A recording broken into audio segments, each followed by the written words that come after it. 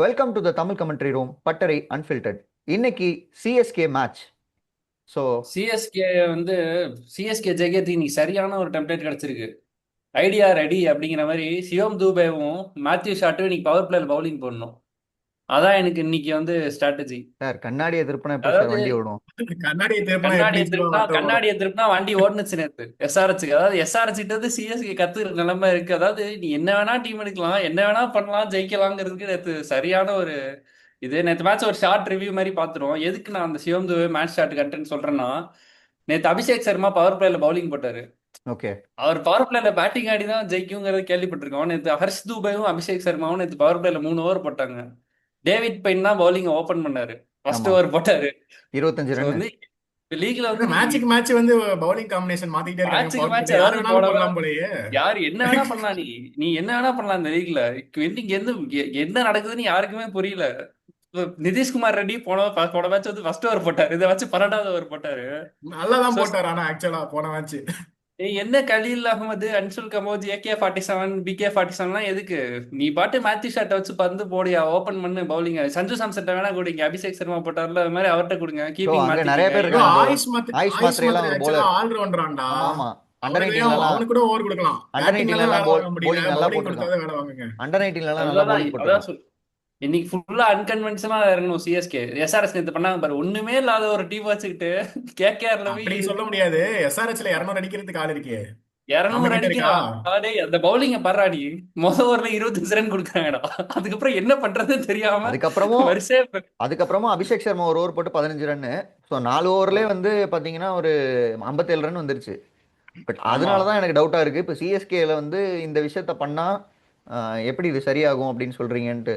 சரியா வரும். ஹாட்ரிக் எடுப்பாரு சிவம் துபே நாளைக்கு. இன்னைக்கு பாருங்க வேணாம். ம், ம். எடுங்க எடுங்க. மேட்ச் நேற்று என்ன நடந்ததுன்னா 220. அதாவது இப்பெல்லாம் 220 அடிச்சா வந்து டேய் என்னடா 250 அடிக்கிறோமேடா, நீங்க 220 தான் அடிச்சிருக்கீங்க, ஈஸியா சேஸ் பண்ணிடுவாங்க அந்த மாதிரி ஆயிடுச்சு. ஆனா கேகேஆர் வந்து எங்க கிட்ட இருக்கு தம்பி பிரச்சனை, காட்டுறோம் பாருங்க அப்படிங்கிற மாதிரி செகண்ட் ஹாஃப்ல ஒரு பேட்டிங் ஆடினாங்க. வேற லெவல்ல இருந்தது பாக்குறதுக்கு. ஸோ சொல்லுங்க நம்ம இருந்தாலும் அருண். நேத்தியே ப்ரெடிக்ட் பண்ணியிருந்தோம்ல ஆக்சுவலா. ஆமாம், எக்ஸ் 220 ஃபேக்டராக அடிச்சுட்டு வந்து நீங்கள் எக்ஸ் டிராவிஸ் ஹெட்டை ஃபேக்டர். சொல்லியிருந்தீங்க, நான் அபிஷேக் சர்மா சொல்லியிருந்தேன். Just 2 runs short. அவர் 50 அடிச்சிருந்தா. ஸோ பேப்பரை அடிச்சிருந்தா காட்டலாம்னு பார்த்தாரு. ஒருவேளை அடுத்து அடிச்சிருந்தா பேப்பர் எடுத்து காட்டியிருப்பாரோ என்னமோ. கண்டிப்பாக பேப்பர் அதுதான் எக்ஸ்பெக்ட் பண்ணோம். எனக்கு தெரிஞ்சு பேப்பர் கொஞ்சம் மேட்ச் கழிச்சு தான் வெளியே வரும்னு நினைக்கிறேன். ப்ரோ இல்ல, பேப்பர் வந்து 100க்கு அப்புறம் தான் வரும், 50ஸ்க்குலாம் வராது. பீஸ்க்கு வராதா? வராது. 100 வரும்னா அவர் அட்டாக் அவர் பேஸ் பண்ணலாம் ஆக்சுவலா. ஆனா எப்படி ஹர்ஷ்து பேவெல்லாம் எதிர்கொள்வாரு அவர் மாதிரி ஒரு அப்படிங்கிறது எனக்கு தெரியல. அப்போ இந்த ஐபிஎல்ல பேப்பரே வெளியே வராது. அதான் சிஎஸ்கே இருக்குல்ல, சிஎஸ்கே எவ்வளோ அடிப்பாரு?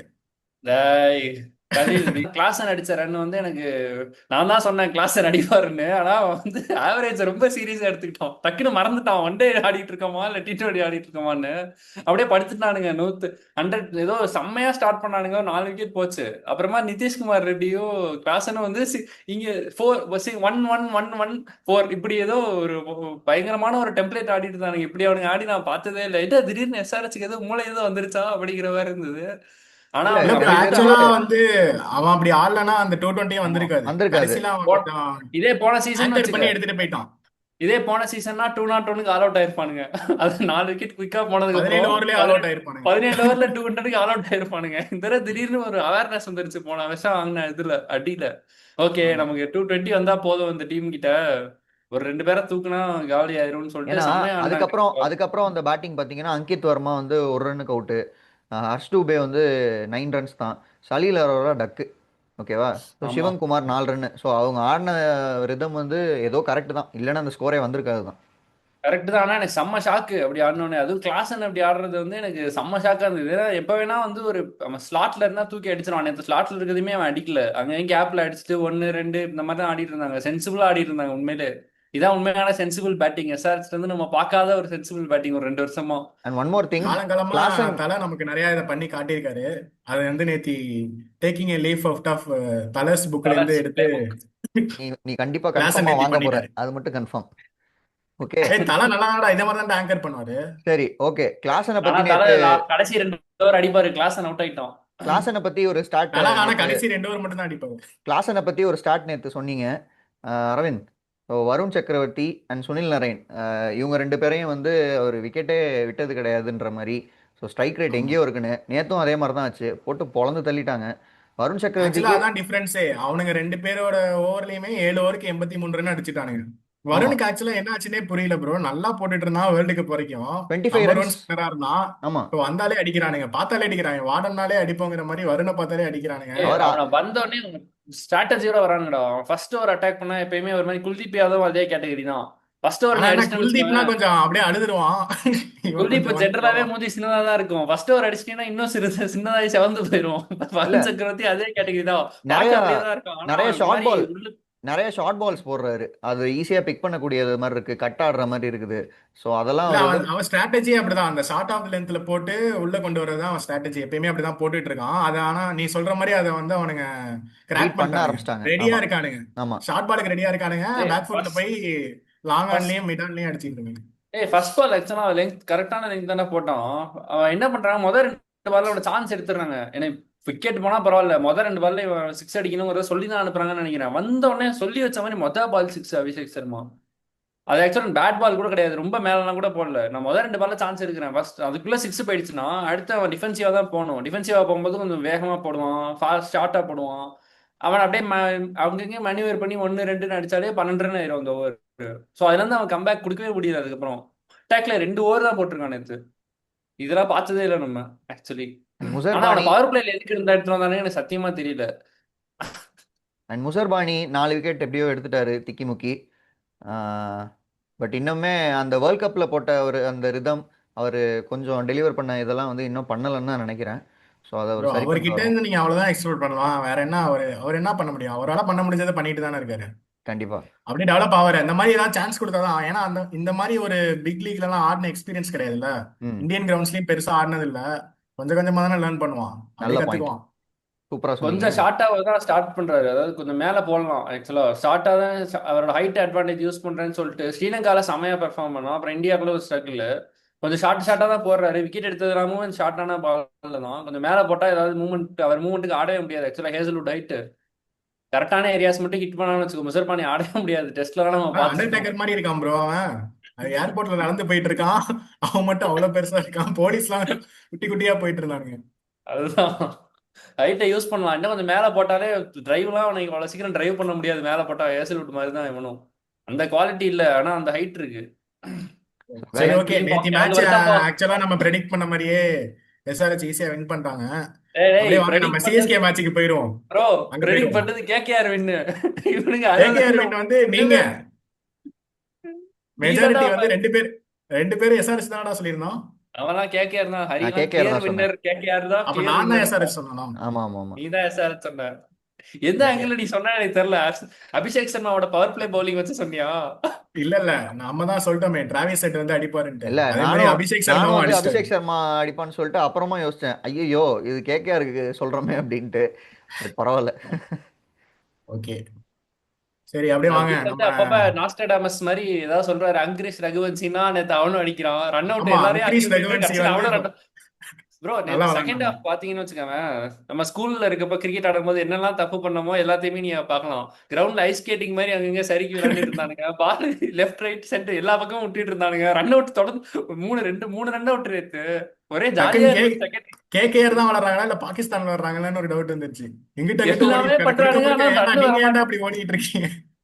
சரி போயிட்டு இருக்கேன் நல்லா, அப்படியே டக்குன்னு ஒரு ரன் அவுட் வந்து. ஆமா ஒரே poor cricket all around, good cricket மாதிரி புவர் கிரிக்கெட் ஆல் அரவுண்டா இருந்தது நேத்து ஜாலியா செகண்ட் ஹாஃப். ஆமா சரி ஸோ ஓகே.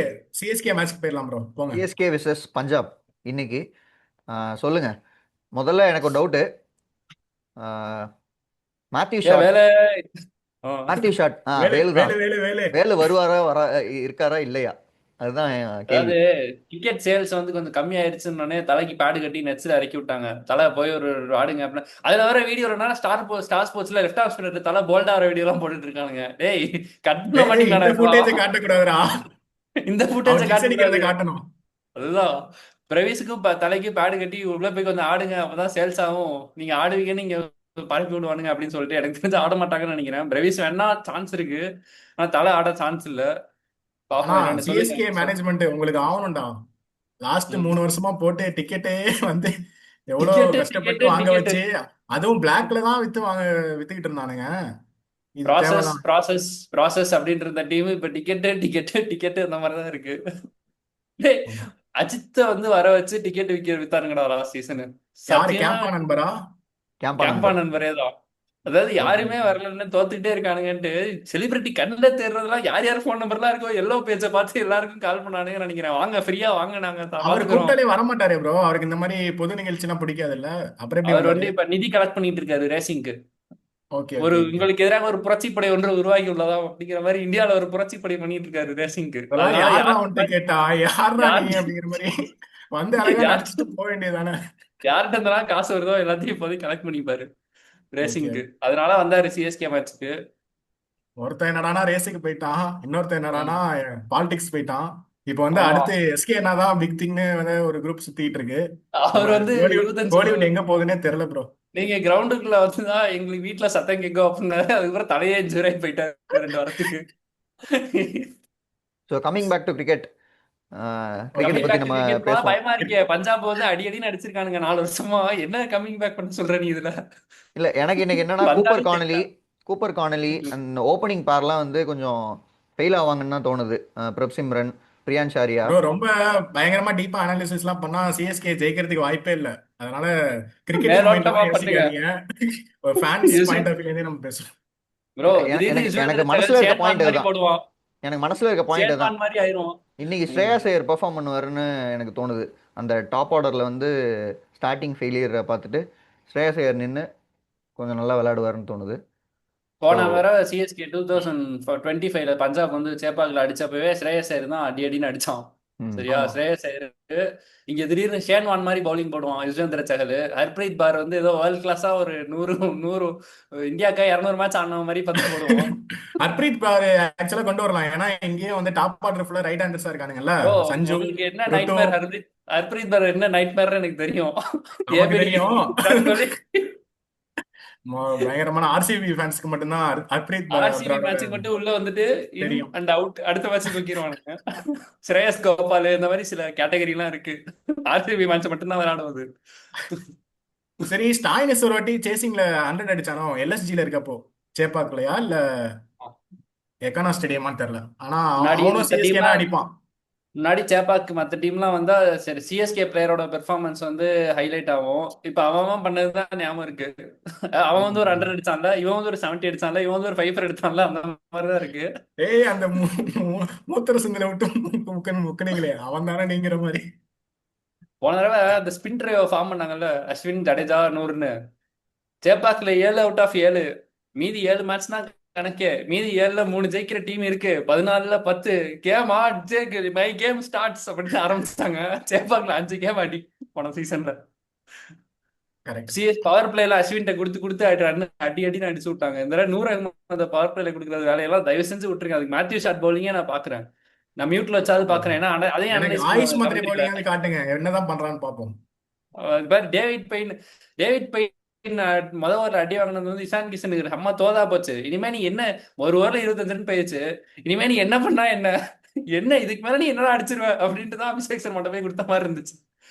ஸோ பாப்போம் என்ன நடக்குதுன்னு. ஓகே, 11க்கு போயிருவோமா? ஆமாம் 11க்கு போயிடலாம். 11 அதே 11 11 தான். இல்ல. சேம் 11. ஆயுஷ் சேம் மாத்திரைக்கு டீம். பதிலா ஒருவில் பட்டேல் நான் போன மேட்சே சொல்லியிருந்தேன், அதே மாதிரி கொண்டு வந்தா நல்லா இருக்கும். எனக்கு ஆயுஷ் மாத்திரை ஓபன் பண்ணா நல்லா இருக்கும். அதான் ஒன்னா ஓபன் பண்ணணும், அப்படி இல்லைன்னா தூக்கிடணும். அதான் இன்னொன்னு எக்ஸ்ட்ரா ஸ்பின்னர் வேணும். வெறும் நூர் அகமது மட்டும்தான் இருக்க மாதிரி இருக்கு ஸ்பின்னர். ஸோ அதனால பிரசாந்த் வீர் ஆடணும். இவ்வளவு எடுத்து பிரசாந்த் உட்கார வீர் ஏன்? வச்சிருக்கீங்க. ராகுல் சகர். ராகுல் சகர், பிரசாந்த் வீர், அகில் ஹுசைன் யாரையாவது ஆடுங்க. ஓகே. யாரையாவது ஆடுங்க. ஆவரேஜ் ஸ்கோர் 197 போல இருக்கு சேப்பாக்ல இப்போலாம். பழைய ஸ்பின்னர் அந்த தான் ஸ்பின்னிங் ட்ராக்லாம் இல்ல. ஸ்பின்னர் தான் ஆனா ஆயுஷ் மாத்திரை. ஆவரேஜ் ஸ்கோர் எல்லாம் சிஎஸ்கே அடிச்ச மாதிரியே தெரியல, 170 160 தான் அடிக்கிறானுங்க. ஓ ஆவரேஜ் ஸ்கோர் அவங்க ஆப்போனன்ட் பேட்டிங் ஆடும்போது ஆப்போனண்டா 230 அடிப்பாங்கல்ல, போயிருது. அதே. ஓகே ஓகே, 220 அத ஆயிருது. ஆவரேஜ் இது வச்சு அப்புறம் பண்றதா? சிஎஸ்கே 175 பழைய கிரவுண்ட் மாதிரி அதை ட்ரீட் பண்ணி ஆடி 2க்கு நடுவில் ஆவரேஜ் ஆயிருது ஸ்கோர். Okay okay. சிஎஸ்கே என்னன்னா அதான் ஸ்பின்னர் ஆயுஷ் மாத்திரை ஒளிஞ்சிருக்காரு. எல்லாமே ஒளிச்சு ஒளிச்சு ஆஷனா வச்சிருக்காங்க. வேற ட்வீட் போட்டிருந்தாரு, சேப்பாக்ல வந்து செமையா ஃபிளாட் ட்ராக் மாதிரி இருக்கு, 200 ஆன் அப்படின்னு போட்டிருக்காரு. அதாவது இன்னைக்கு தான் சிஎஸ்கே போட்டிருக்காரு. இருக்கிறதே ஸ்ட்ராட்டஜியே ஒரு 4 தான். அதையும் ஆமா. இவன் போன வருஷம் வந்து எல்லாத்தையும் தெரிஞ்சு எல்லாத்தையும் ட்விட்டர்ல போட்டுடுறான். ஈஸியா போயிருது வர. ஆமாடா, எல்லாத்தையுமே சொல்லிடுறாரு, எப்படின்னு தான் தெரியல. சரி அதுதான் பிளான். ப்ரோ, நீங்க என்ன என்னன்னா ஹர்திக் பாண்டியா மாதிரி பனியன்ல வந்திருக்கீங்க? இப்பதான் நோட்டீஸ் பண்றேன். ப்ரோ அதெல்லாம் கண்டுக்காதீங்க ப்ரோ, அப்படியே போங்க. ப்ரோ நிதிஷ் ரெட்டி கிரெடிட்ஸ் கொடுங்க. நிதிஷ் ரெட்டியா? அவர் தான் நெக்ஸ்ட் ஹார்திக் பாண்டியா? செமையா ஆடினான்டா, சத்தியமா சொல்றேன். ஏன் பவுலிங்கும் செமையா இம்ப்ரூவ் பண்ணிட்டான்டா. நல்லா போட்டான் ஆமா, போன மேட்ச். ஏன் அவ்வளவுதான் போட்டான். நேத்தியும் அவனை பவர் பிளேலே யூஸ் பண்ணியிருக்கான் போல. இதுதான். நல்லா சரி, நம்ம போடுறான், பண்ற பயங்கரமான ஃபீச்சர் இருக்கு, நல்லா கொஞ்சம் ஆடுறாரு. பிக்சர் அனாலிசிஸ்லாம் பண்றாங்கல்ல பயங்கரமா. 12வது ஓவர்ல நிதிஷ் ரெட்டிக்கு பால் லைட்டா அவுட் ஸ்விங் ஆச்சு. இதை என்ன எதுல நான் எக்ஸ்பிளைன் பண்றது? ஏதாவது எங்க போய் காத்து சேர்க்க, அடிச்சிருக்கும் ப்ரோ. எந்த கேட்டகரியில இதை சேர்க்கறதுன்னு எனக்கு தெரியல. ஓகே பிச்சு சரி, கம்ப்ளீட்டா பிளாட் அவனுங்க ஆயிடுச்சுங்கிறான். ஆனா நிதிஷ் ரெட்டி வந்து போடும்போது மூவ்மெண்ட் இருந்தது 12வது ஓவர்ல. சோ எதையுமே கணிக்க முடியல ஆக்சுவலா. சரி பால் உங்க டெம்பரிங்கா கூட இருக்கலாம். நீங்க ஏன் அப்படி யோசிக்க கூடாது? ம் பால் டேம்பரிங்கா? 12 ஓவர்லயா? அவனுக்கு பவுலிங்கே போட தெரியல இவங்களுக்கு, பால் டேம்பரிங் வேற பண்றானுங்களா? உங்க லெவன்ஸ்ல ஏதாவது காம்பினேஷனா இல்லையா அப்படின்ட்டு போயிருவானுங்க. உங்க லெவன்ஸ்ல ஏதாவது இன்ட்ரெஸ்டிங்கான காம்பினேஷன்ஸ் ஏதாவது இருக்கா? சேஞ்சஸ் இல்ல சேம் லெவன்ஸ் தானா போன மேட்ச்க்கும் இந்த மேட்ச்க்கும்? யாருக்கு? சிஎஸ்கேக்கு தானே? ரெண்டு டீமுக்கும். அதேதான், உருவில் பட்டேல் வந்தா நல்லா இருக்கும்னு தோணுது. ஓகே. எனக்கு என்ன தோணுதுன்னா, ப்ரூவிஸ் ப்ரூவிஸ் ஆடுவாரா? ப்ரூவிஸ் வந்தா இன்னும் தெரியல, கொஞ்சம் பெட்டரா இருக்கும்னு தோணுது. எனக்கு கண்டா தெரிஞ்சு வர ஆட சொல்லுங்க. மாட்டான் தான் லோவர் நினைக்கிறேன். ஆர்டர் கொஞ்சம் மோசமா இருக்கு ப்ரோ. டாப் ஆர்டர் பயங்கரமா இருக்கு, பிக்கப் ஆயிடுச்சுன்னா 200 அடிச்சிடலாம். இன்னைக்கு பட் சாம்சன், லோவர் ஆர்டர்ல அங்க சஞ்சு சாம்சன் கான்ட்ரிபியூஷன் வருமான்னு அண்ட் தெரியல. ருத்ராஜ் கெய்க்வாட் வந்து கண்டிப்பா ஒரு ரெஸ்பான்சிபிலிட்டி எடுத்து. ரெஸ்பான்சிபிள்லாம் வேணாம்டா. ஏன்டா ரெஸ்பான்சிபிளா ஆடி என்னடா ஆக போகுது? அப்பயும் 130 தான்டா அடிப்பானுங்க. இல்ல, அடிக்கிட்டோம் விடு. அவங்க ஆடினாதான் வந்து பின்னாடி வர்றவங்க வந்து கொஞ்சம் டெலிவர் பண்ண முடியும். ருத்துராஜ் சொல்றியா? ஓகே, கேப்டனே ரெஸ்பான்சிபிளா ஆகட்டும். சஞ்சுலாம் வந்து நேச்சுரல் கேம் ஆடணும், அதுக்கு தானே எடுத்தானுங்க. எக்ஸ்ப்ளோசிவ் வேணும்னு தானே எடுத்தது. இல்ல, எக்ஸ்ப்ளோசிவா ஆடட்டும். போன மேட்ச் ஒரு சின்ன ஒரு ட்ரிக் பண்ணாங்கல்ல, ஷார்ட் சில்லிமீடான் வச்சு பின்னாடி தேர்ட் மேன் வச்சு அவருக்கு ஆட விடாம பண்ணாங்க. ஸோ அந்த மாதிரி வந்து அவர் அதை மைண்டில் யோசிச்சு தான் வந்து அந்த ஃப்ளிக்கெல்லாம் ஆட போனதுன்னு நான் நினைக்கிறேன். அது ஃபர்ஸ்ட் ஓவர்லேயே அந்த மாதிரி மைண்டு இதாயிருச்சு. ஸோ அதெல்லாம் அவர் திருத்திக்கிட்டு அவரோட ஃப்ளோவில் அவர் ஆடணும். அதான் மேட்டர். இன்னைக்கு சேலஞ்சிங்கா தான் இருக்கும். ஹர்ஷ்தீப் சிங்கும் மார்க்கோ ஆன்சனும் போடுவாங்க, ரெண்டு லெஃப்ட் ஆர்ம் சீமர்ஸ். யார் வேணா ஆக்சுவலா வைசாக் விஜயகுமாருக்கு பதிலாக இன்னைக்கு ஹர்ப்ரீத் பாரை இறக்குவாங்கன்னு நினைக்கிறேன் உள்ள. ஆமா. ஏன்னா டூ மெனி பேசர்ஸ் மாதிரி இருக்கு. யுஸ்வேந்திர சகலும் பிராரும் மிடில் ஓவர்ஸ்ல போட்டா கொஞ்சம். ஆனா சிஎஸ்கே தூபே முன்னாடியே அதுக்காக ப்ரமோட் பண்ணி அவன் செட் ஆயிட்டான்னு வச்சுக்கோ, கேமே வேற மாதிரி ஆயிடும். ஏன்னா ரெண்டு பேருமே துபாய்க்குள்ளதான் ஸ்பின் பண்ணுவாங்க, முட்டி போட்டு நம்ம ஆளு சுத்தி 4 6 போச்சுன்னா பயந்துருவானுங்க பஞ்சாப் லைட்டா. இங்க இருந்து ஹட்டினும் ரிக்கி பாண்டிங்கும் அங்கேயும் நடக்க ஆரம்பிச்சிருவாங்க. அதுக்கப்புறம் அதுதான் நமக்கு வேணும். ஓகே. சரி, இவனுங்க சிஎஸ்கேல AK-47 போல ராமகிருஷ்ணா கோஸ் எடுத்துட்டு வரலாமா? இல்ல போதும்டாடே, எத்தனை சேஞ்ச் குர்ஜப்ரீத் சிங்? ஒரே மேட்ச்ல? நீ என்ன 2வது லெவன் இறக்க சொல்லுவ போல இருக்கே நீ. எதுக்கு ஒரு மேட்ச்ல இத்தனை சேஞ்ச் பண்ணும்? இல்லடா, ராமகிருஷ்ணன் அவன்லாம் பவுலிங் எஃபெக்டிவாவே இல்லையேடா. 120ல போடுறான்டா அப்படி வந்து. இன்ஜின் இன்னும் சூடாவல, வெயிட் பண்ணுங்க. AK-47, நான் பிலீவ் இன் AK-47. சரி ஓகே, பிலீவ் பண்ணுவோம். எக்ஸ் ஃபேக்டருக்கு போயிடலாம். அரவிந்த், உங்க எக்ஸ் ஃபேக்டர் யாரு சிஎஸ்கேல? Stephen Fleming. எனக்கு ஸ்டீஃபன் பிளமிங். ஸ்டீஃபன் பிளமிங் வந்து ஏய், எக்ஸ்பெக்டர் உண்மையா தான். சொல்லு. எனக்கு என்ன, சஞ்சு தான் ப்ரோ. சஞ்சு சஞ்சு. மட்டும் தான்டா அங்க எக்ஸ்பெக்டரா தெரியறான். அதனால சிஎஸ்கே ஆடுற மேட்ச் எல்லாமே சஞ்சு தான். ஓகே. ஸ்ரீநாத், நீங்க? பஞ்சாப்ல வந்து ஒரு நிமிஷம், பஞ்சாப்லயும் எனக்கு இந்த வாட்டி பிரப்சிம்ரன் சிங் சொல்லலாம் தோணுது. ஓகே. ரப்சிம்ரன் ஃபெயில் ஆவார் நான் சொல்லியிருக்கேன். பார்ப்போம். ஸ்ரீநாத், நீங்க பார்ப்போம். சொல்லுங்க. ஓகே, சிஎஸ்கேல வந்து சிவம் துபே. ஓகே. ஏன்னா பிரார் செஹல் போனர செஹல் தான் செஞ்சு எடுத்திருக்கான். அப்ப பிரார் செஹல் இருக்கப்ப சிவம் துபே எக்ஸ்பெக்டர் ஏதாவது பெர்ஃபார்ம் பண்ணாதான் சான்ஸ் இருக்கு. ஏன்னா இவ்வளோ டிபெண்டன்சி சிவம் துபே மேல வரும்னு யாருமே எதிர்பார்க்கல. 2 3 சீசன் முன்னாடி என்ன இவ்வளோ இன்கன்சிஸ்டண்டா இருக்கான், ஏகப்பட்ட ஆப்ஷன்ஸ் இருக்கு வெளியே, அப்படி இப்படின்னு சொல்ற நிலைமையில இருந்து இப்ப சிவம் துபே தான் வந்து ஏதாவது பண்ணணும் வந்து அப்படிங்கிற நிலைமையில இருக்கு. ஸோ அவன் தான் எக்ஸ்பெக்டர், அவன் தான் அடிக்கணும். ஆக்சுவலா கண்டிப்பா அடிச்சே ஆகணும், இல்லைன்னா கஷ்டம் தான். ஏன்னா கார்த்திக் சர்மாவெல்லாம் நீ எதுவுமே ஒண்ணுமே சொல்ல முடியாது. அவன் என்ன இப்பதான் வந்திருக்கான், அவன் ம். வந்தோடனே டக்குன்னு பெர்ஃபார்ம் பண்ணலாம் எக்ஸ்பெக்ட் பண்ண முடியாது. ஓகே, பஞ்சாப் கிங்ஸ்ல கார்த்திக் சர்மா நோ ஸ்பார்க்கா? ஸ்பார்க்குக்கு 4 மேட்ச் வெயிட் பண்ணணும். பழைய தப்ப திருப்பி பண்ணக்கூடாது. Okay. Okay, Punjab Kings Shashank Singh சொல்லலாம். சூப்பர். ஓகே. ஸோ என்னோட எக்ஸ்பெக்டரும் சொல்லிடுறேன். போன மேட்ச் வந்து ஒருத்தர் சொன்னேன் சிஎஸ்கேல மேட் என்ட்ரின்னு, அவரை போட்டு பொலன்னு பொழந்துட்டானுங்க. ஸோ இன்னைக்கு என்னன்னா அவரை தான் நான் இன்னைக்கு அவர் கண்டிப்பாக பெர்ஃபார்ம் பண்ணுவார்னு எனக்கு தோணுது. ஓகே, கம்பேக் கொடுப்பாரு அவர். ஓகே. யாருமே நம்பாத ஆளை நம்புறீங்களே எப்படிங்க? அது அப்படிதான், கம்பேக் இந்தியன். ஓகே. அதுக்கப்புறம் பஞ்சாப்ல ஸ்ரேயஸ் ஐயர். சரிடா ஓகே. போதும்டா. அவன் அடிச்சு போனதான் அவன் தானே அடிச்சான், திருப்பி அவனே அடிச்சான், அதே மாதிரி தோத்தா ரிப்பீட் மாதிரி ஆயிரும். இந்த மேட்ச் சத்தியமா சிஎஸ்கேக்கு செம்ம குரூசியல் மேட்ச். 2 டவுன் வச்சுக்கோவேன், அதுக்கப்புறம் ரொம்ப கஷ்டம் தான். ஒரு அதுக்கப்புறம் மாதிரி செவன் ரைட் ஆஃப் டவுன் ஆன மாதிரி தான். பண்ணிடுறானுங்க. வெளியே இருக்க ரைட் ஆஃப் பண்ணா பரவாயில்ல, இப்பெல்லாம் சிஎஸ்கே ரைட் ஆஃப் பண்ணிடுது. 5வது மேட்ச்ல இருந்து ஃபிளமிங்கே பிரஸ் கான்ஃபரன்ஸ்ல வந்து நாங்க நினைச்ச மாதிரிலாம் இல்ல, வேற மாதிரி இருக்கு, அடுத்து பாத்துக்கலாம், நாங்க ட்ரைங் டு க்ரூம் அந்த ஸ்டேட்டுக்கு போயிருவானுங்க. டக்குனு க்ரூமிங் யங்ஸ்டர்ஸ் மோடுக்கு போயிருவானுங்க. எத்தனை சீசன் தான் க்ரூம் ஆமா. பண்ணிட்டே இருப்பீங்கிற மாதிரி தான் இருக்கும். தலை மோஸ்டா வந்து 2 மேட்ச்ல ஃபிட் ஆயிருவாருன்ற மாதிரிலாம் சோஷியல் மீடியாவில் பார்த்தோம். எந்த அளவுக்கு உண்மைன்னு தெரில. ஆனால் அவ்வளோ நாளும் அவர் வந்துருவாரு, அது மட்டும் தெரியுது. ஏய், அடுத்த 3 மேட்ச் சிஎஸ்கேக்கு பஞ்சாப், ஆர்சிபி, டிசி.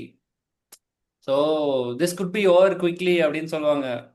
ஸோ அது 2 எப்படி வேணா போகலாம். இது என்ன அடுத்த 3 மேட்ச்ல வந்து இன்னைக்கு ஸ்டார்ட் ஆகுது சிஎஸ்கே முக்கியமான ஒரு இது, 3ல 2 ஜெயிக்கணும். எனக்கு என்னன்னா, செம்ம. ஒரு ஒரு ம். பாயிண்ட்டு, இந்த சிஎஸ்கேவை பற்றி நம்ம இவ்வளோ ஒரு கான்ஃபிடென்ஸ் இல்லாமல் நம்ம இவ்வளோ இதாக பேசுகிறோம்ல. ஸோ இந்த யங் டீம் தானே இது.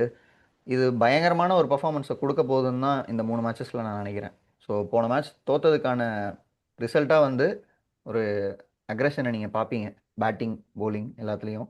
ஆனால் பார்ப்போம், ரெடியா தான் இருக்கோம் நாங்களும் கொஞ்சம் பார்க்கறதுக்கு. டொங்கலாக தான் இருக்குது. பட் அந்த யங்ஸ்டர்ஸ் ஏதாவது ஒன்று பண்ண ட்ரை பண்ணுவாங்க. கார்த்திக் சரி, சர்மா நீ தான் ஏதாவது சொல்லு. ப்ரூவ் ஆனஸ்ட் பண்ண ஏதாவது ட்ரை சிஎஸ்கே ஃபேனா பண்ணுவாருன்னு. நீ சொல்லு. உன்னுடைய எக்ஸ்பெக்டேஷன் என்ன இந்த மேட்ச்ல? எப்படி சிஎஸ்கே கண்டிப்பா வின் பண்ணிடுவாங்களா, இல்ல பஞ்சாப்லாம் ஒரு டீமாங்கிற மாதிரி தானே ப்ரோ, பேசிட்டு ஒரு இருந்தீங்க? எந்த ஒரு அது ஃப்ரான்ச்சைஸ், எப்படி? இப்போ நான் வந்து சிஎஸ்கே ஃபேனு, இவங்க 2 பேரும் ஆர்சிபி ஃபேனு, அதை நான் பதிவு பண்ணிக்கிறேன். ஸோ இப்போ உங்களை கேட்டால் நீங்கள் என்ன சொல்லுவீங்க? ஆர்சிபி மேட்ச் நடந்தால் நீங்கள் ஜெயிக்கணும்னு தானே விரும்புவீங்க. அந்த மாதிரி நான் வந்து விரும்புகிறேன். ஆனால் எனக்கு இருக்க சூழ்நிலையெல்லாம் பார்த்தா வந்து கரெக்டாக எக்ஸாக்டாக வந்து கான்ஃபிடென்ட்டாக சொல்ல முடியல என்னால். சரி, டூ ஓகே. மெனி மேட்ச் வின்னர்ஸுங்கிறது தான் இப்போ பஞ்சாப் பார்க்கும்போது நமக்கு டக்குன்னு ஸ்ட்ரைக் ஆகுது. கூப்பர் சரி, கான்லி தான் வீக் அப்படியெல்லாம் லிங்க். யாரா இருக்கா? டேய், பஞ்சாப்ல கூப்பர் கான்லி தான் வீக் லிங்க்னு நினைச்சிட்டு இருந்தேன். அவன் ஆமா. அவன் வந்து அடிக்கிறான் திடீர்னு. பிரியான் சாரே என்ன பண்ணுவான்னு நமக்கு தெரியும். பிரப்சிங் சிங்கும் என்ன பண்ணுவான்னு தெரியும். ஸ்ரேயஸ் கேட்கவே வேணாம். வதேரா விட்டு சசாங் சிங் அடிப்பான்னு நமக்கு தெரியும். ஸ்டாய்னிஸும் ஐயோப்பா, ஸ்டாய்னிஸ் மேக்ஸ்வெல்லாம் இவனுங்களுக்குலாம் வந்து இவன்லாம் ஒரு நைட் மேர் டு அனலிஸ்ட்னு வாங்கல்ல, அந்த கேட்டகரி தான் இவனுங்களாம். எப்ப என்ன பண்ணுவானுங்க டாய்னஸ்லாம் வந்து ஒரு சத்தியமா 10 மேட்ச்ல தெரியல. ஒரு 7 மேட்ச் எப்படின்னா பேட்டிங்கே விளையாட தெரியாத மாதிரி விளையாண்டுட்டே இருப்பான். ஆமா, ஆனா ஒரு 3 மேட்ச் மட்டும் பார்த்தா 30 பால் 100, அவனை 50 ஒண்ணுமே நீ பால் பண்ண 150. முடியாது. என்னடா அடிக்கிற இது? அடிக்கடி அவனை எதுவுமே செய்ய எதுவுமே முடியாது. பண்ண முடியாது. திடீர்னு பவுலிங்ல வந்து அதே மேட்ச்ல 2 விக்கெட் எடுப்பான்டா. ஆமா. நீ என்ன என்ன பண்ண முடியும் அவனை? நீ பவுலிங் போடவே ஃபிட் இல்லைன்னு சொல்லிட்டு இருப்பானுங்க மேட்ச்க்கு முன்னாடி. இப்பதான் ஃபர்ஸ்ட் ஓவர் அவன் போடுவான். இதெல்லாம் எங்க இருந்து நடக்குது ஒண்ணுமே கனெக்ட் பண்ண முடியாது. சோ மார்க்கோ யான்சன் அவனும் அடிப்பான். ஹர்ஷ்தீப் சிங், ஸ்டெஹல், அதாவது ரொம்ப ஒரு மாதிரி பவர் பேக்கடா இருக்கு பஞ்சாப். ஜெகலே பயங்கரமான பிளேயர் தான் ப்ரோ. ரெக்கார்டும் அவங்களுக்கு ஃபேவரபிளா தான் இருக்கு இப்ப சிஎஸ்கேவோட ஆடும்போது. ஸோ சிஎஸ்கே நீங்க வந்து அவங்களோட கீ பிளேயர்ஸ் எல்லாம் நீங்க பயங்கரமா ஸ்டெப் அப் பண்ணி ஒரு சேசிங்லாம் பத்தி தயவு செஞ்சு யோசிக்காதீங்க. டாஸ் ஜெயிச்சா டாஸ் ஜெயிச்சா பஞ்சாப்புக்கெல்லாம் பேட்டிங் ஆடுங்க. பயப்படுற மத்த நிலைமை வந்துருச்சேடா. மத்த டீமுக்கு வேற பஞ்சாப், ஸ்ட்ராட்டஜி. நீ சொல்ற பஞ்சாப் வந்து அஸ்வின், முரளி விஜய் எல்லாம் விளையாண்டது அது வேற. இப்ப இருக்கிற பஞ்சாப்லாம் இந்த நல்ல அந்த ஸ்ட்ராங்கான மணன் டீம். ஓர கேஎல் எறாலாம் கொண்டு வாங்க கேப்டன்சி ப்ரோ. பண்ண பஞ்சாப். அந்த கேஎல் கேப்டன்சி எல்லாம் 130 சேஸ் பண்றப்ப கேஎல் அப்படியே 60 வருவாரு, 55 பால் 60 வருவாரு, கடைசியில அவுட் ஆயிட்டு போயிருவாரு. கோல்டன் அதையும் எரா ப்ரோ தோப்பானுங்க. அதெல்லாம். அந்த பஞ்சாப் இப்ப இல்ல ப்ரோ. கோல்டன் இப்ப எரா இருக்கிற அதெல்லாம். பஞ்சாப் நல்லா தான் இருக்கானுங்க. அதுதான் காலம் வந்து எப்படி சுத்துது பாரு, பாருங்க. டாஸ் ஜெயிச்சு ஃபீல்டிங் பண்றது வந்து மத்த எல்லா டீமுக்கும் ஸ்ட்ராட்டஜி. சில டீமுக்குலாம் வந்து அது அந்த சைடே நீங்க போக கூடாதுங்கிற மாதிரி இருக்கிறதா சிஎஸ்கே அந்த கேட்டகரியில வந்துரும். அன்லஸ் நீங்க மழை பெஞ்சு பயங்கர ஓவர் காஸ்டா இருக்கு, சென்னையில அப்படிலாம் நடக்க வாய்ப்பே கிடையாது. இப்ப டாஸை ஜெயிங்க, பேட்டிங் ஆடி 220 அடி, 200ஆவது அடி அட்லீஸ்ட். வேற எதுவுமே யோசிக்க தயவு செஞ்சு. திருப்பி பவுலிங் பண்ணிட்டு நீங்க சேஸ் எப்படி பண்ணுவீங்க, எவ்வளவு சூப்பரா சேஸ் பண்ணுவீங்கிறது எங்களுக்கு நல்லாவே தெரியும். சஞ்சு சாம்சன் மேல மொத்த பிரஷரையும் போட்டு எல்லாரும் கிளம்பிடுவீங்க. இந்த போடுறா மேட்ச் பிரஷர். இந்த மேட்ச் எப்படி ஓவரா ஆடணும்? பிரஷர் அப்படியே pressure on one team pressure on one அப்படின்ட்டு டீம். பலாப்பட்டி கண்ணில் தூக்கிட்டு போயிடுவானுங்க. இந்த அடுத்த வர ஃபியூ மேட்சஸ் எப்படி ஆடணும்னா, கொஞ்சம் வீக்காக தான் பார்க்க தெரியுதுல்ல நமக்கு 11s. ஸோ நடுவுலலாம் அந்த மிடில் ஆர்டர்லாம் கொஞ்சம் வீக்காக தெரியுது.